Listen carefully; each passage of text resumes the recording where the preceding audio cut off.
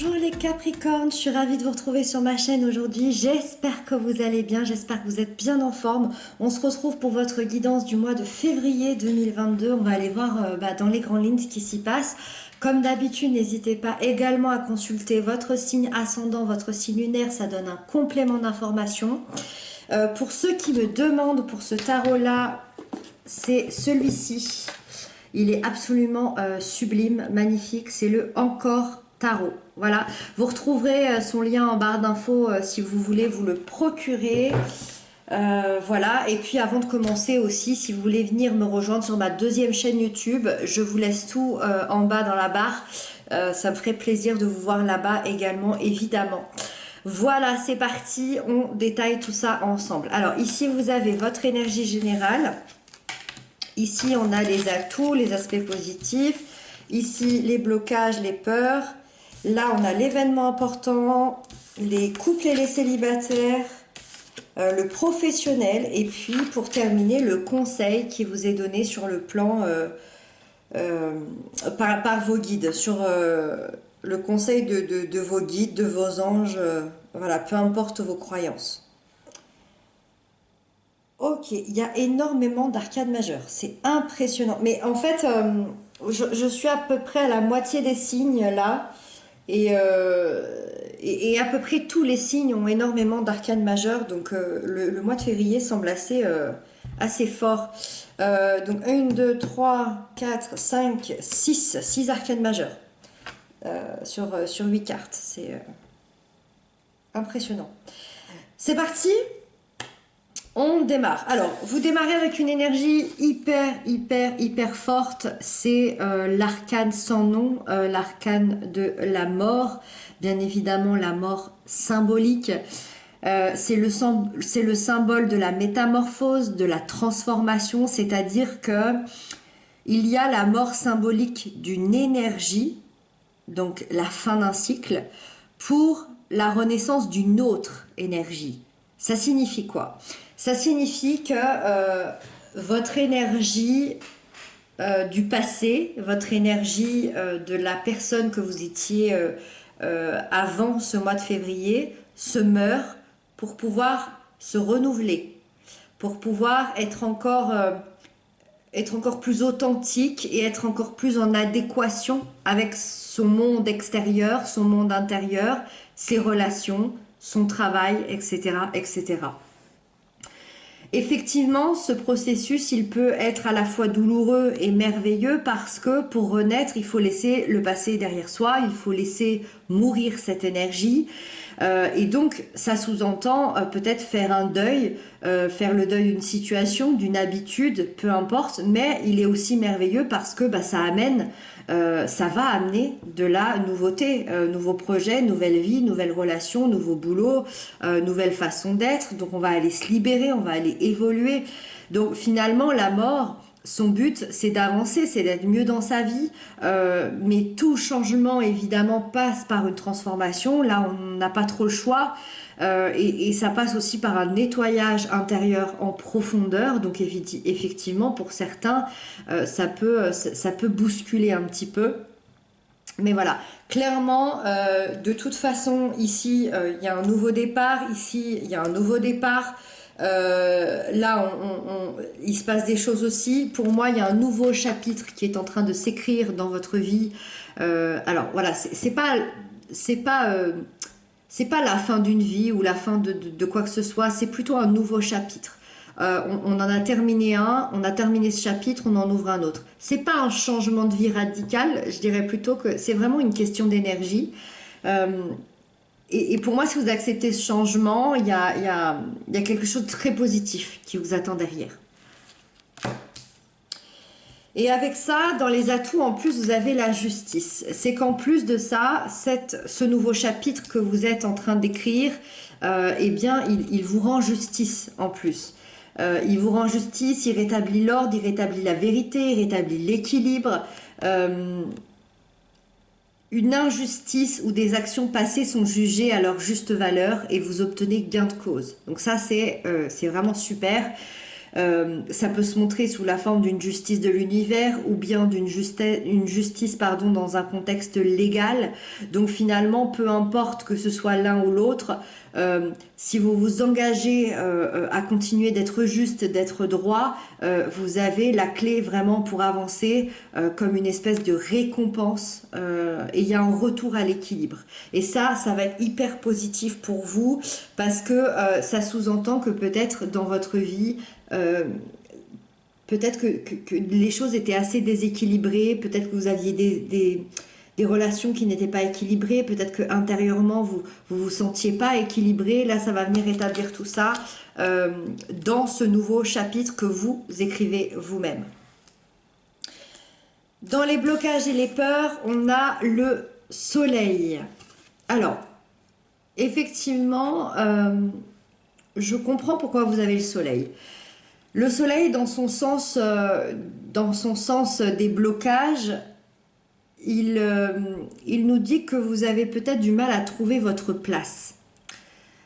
Alors, ça peut être une dévalorisation personnelle, ça peut être une focalisation sur le négatif, une difficulté de communication avec les autres, ça peut être beaucoup de malentendus. Ou à l'inverse, ça peut être aussi dû à une autorité assez forte au-dessus de vous qui aurait tendance à vous écraser, patron, collègue, ami, famille, conjoint, enfin peu importe. Il y a une situation qui n'est pas claire dans laquelle vous êtes peut-être en train d'étouffer. Et ça peut vous causer des petits retards, une solitude voilà, qui vous embête un petit peu. Donc soit vraiment, voilà, c'est quelqu'un qui vous écrase, c'est quelqu'un qui vous embête, soit c'est parce que vous avez du mal à trouver votre place dans le monde, dans votre vie. Et ça me choquerait pas tellement que vous ayez de la difficulté à trouver votre place. Parce que vous êtes en plein processus de transformation. En fait, c'est comme si là, vous aviez un livre complètement vierge et vous êtes en train d'écrire le chapitre numéro, je sais pas, je dis des bêtises, le chapitre numéro 10. Voilà. Vous venez d'écrire le chapitre numéro 10. Vous n'avez même pas encore attaqué la première page. Donc effectivement que dans cette nouvelle énergie, vous ne vous sentez pas à votre place. Parce que vous n'avez pas pris encore vos marques. Vous êtes seulement en train de rétablir une justice. Donc moi, ça ne m'effraie pas. Le soleil reste une arcane extraordinaire dans son sens positif. Dans son sens négatif, elle s'atténue forcément. Mais je pense pas que ça me semble pas vraiment très grave, j'ai envie de dire. Voilà. Si vous arrivez à dépasser ça, je pense qu'il faut se laisser le temps.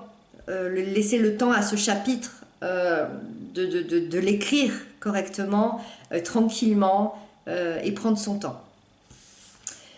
L'événement important, le valet de coupe, un nouveau départ émotionnel, des nouvelles sensations, des nouvelles émotions.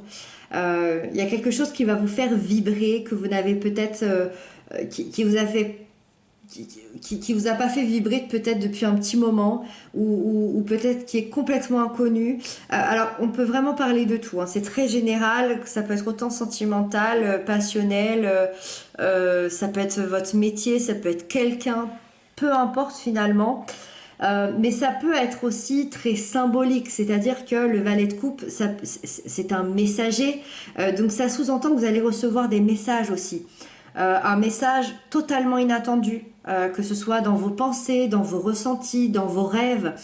Et c'est ce message-là qui pourrait tout changer. Et moi, j'ai plus l'impression que c'est ça. C'est un message qui va être hyper positif émotionnellement pour la suite de votre cheminement. Et ça va éveiller en vous, je dirais, encore plus d'amour, encore plus d'empathie, encore plus d'envie de vouloir démarrer aussi ce nouveau chapitre. Avec peut-être un peu plus d'émotionnel. Le Capricorne, c'est un signe de terre et ça va peut-être faire du bien à votre énergie de ramener des nouvelles émotions. Ça va lui faire du bien. L'ermite, pour les couples.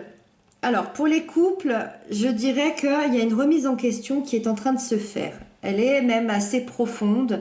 Ça peut être une remise en question sur vos envies, sur vos projets communs, sur vos valeurs. On ressent une envie de changement. Alors, ça veut pas dire que vous avez envie de changer de partenaire, Après, c'est possible, mais c'est pas le fond de cette énergie. C'est plus qu'on a envie de changement dans la relation, dans le lien, dans la façon d'être, dans la façon de penser, dans la façon d'agir. L'ermite, il vous dit qu'il est important aujourd'hui de laisser un certain temps nécessaire pour votre réflexion, même si ça peut paraître long ou difficile ou peut-être compliqué, parce que ça va être hyper positif pour la suite. Pourquoi? Parce que vous allez pouvoir cerner vos envies profondes, parce qu'il y a un grand besoin de sincérité qui se fait ressentir. Quand on a l'ermite sur le plan sentimental, c'est que c'est un appel à être encore plus sincère, à être encore plus authentique qu'on l'était auparavant et d'aller vers beaucoup plus de stabilité, de solidité par la suite. Donc ça reste très positif, ce questionnement. Vous en ressortirez beaucoup mieux au mois de mars, je pense. Les célibataires, ça avance avec le chariot. C'est une lame d'évolution, c'est une lame de progression. Votre situation, elle progresse, elle avance. C'est une énergie qui vous apporte des rencontres riches, positives, qu'elles soient amicales ou qu'elles soient ou que vous ayez envie d'aller plus loin. C'est également une énergie qui vous pousse à trouver la bonne personne. Alors bien évidemment, si vous en ressentez le besoin, si vous en ressentez l'envie, elle va vous pousser dans ce sens-là, cette énergie. Le chariot, c'est vraiment une lame qui provoque l'envie de s'engager. C'est une lame qui provoque l'envie d'avoir une relation stable, l'envie de construire sérieusement. Et donc, bah voilà, ça va vous amener une espèce de volonté, de détermination, de trouver quelqu'un, la bonne personne, et de vous mettre vraiment en marche, en route pour y aller. C'est possible qu'il y ait vraiment une rencontre très intéressante d'ici environ 6 à 7 semaines. C'est facultatif, mais voilà, je préfère le dire quand même. Le professionnel, vous avez le battleur. Alors là, au professionnel, on écrit carrément, on commence ce nouveau chapitre, on commence la première page, la carte numéro 1. On a déjà attaqué l'écriture, parce que cette carte, elle représente donc du coup la première étape, que ce soit d'un projet, que ce soit le travail, les études, l'apprentissage. Cette énergie, elle annonce que c'est le bon moment pour ceux qui souhaitent démarrer quelque chose de nouveau, qui voudraient entreprendre un nouveau poste, un nouveau projet, un nouveau travail. Et vous allez avoir un fort désir d'aller de l'avant, de montrer vos capacités, de vous affirmer, que ce soit devant votre collègue, devant votre patron, devant vos clients, peu importe. Le battleur, il a tout entre ses mains, donc ça sous-entend que tout est entre vos mains pour réussir et d'utiliser vos capacités et votre talent naturel pour être encore plus compétent et pour démarrer vraiment ce nouveau chapitre très positivement. Et on termine avec le conseil qui vous est donné par vos guides, c'est le valet de denier, c'est encore un nouveau départ. Eh bien, c'est d'inscrire ce nouveau chapitre dans la matière, de concrétiser ça. On vous invite à planifier, à manifester vos rêves, à être réaliste aussi. On vous dit que tout est possible si vous prenez la peine de faire les choses étape par étape, jusqu'à atteindre votre but quand ce sera le moment. Donc soyez attentifs, soyez patients, ayez des objectifs réalistes dans votre vie. Ça, c'est votre énergie, donc normalement vous la maîtrisez bien. Mais c'est un petit rappel. Si vous restez concentré, que vous travaillez dur et que vous restez vraiment dans ces énergies-là, vous pourrez vraiment transformer vos rêves en réalité. Ne l'oubliez pas. Moi, j'ai l'impression que c'est une petite piqûre de rappel. Voilà, donc il y a clairement un nouveau chapitre qui est en train de s'écrire là pour vous les Capricornes. Donc c'est parti, hein, c'est parti pour l'écriture, ça, très symboliquement. Peut-être que certains écrivent des livres aussi, hein, concrètement c'est possible et ce serait un joli clin d'œil. Voilà. Moi je vous souhaite un très très joli mois de février. On se retrouve pour d'autres guidances très bientôt. Je vous embrasse bien fort et prenez bien soin de vous.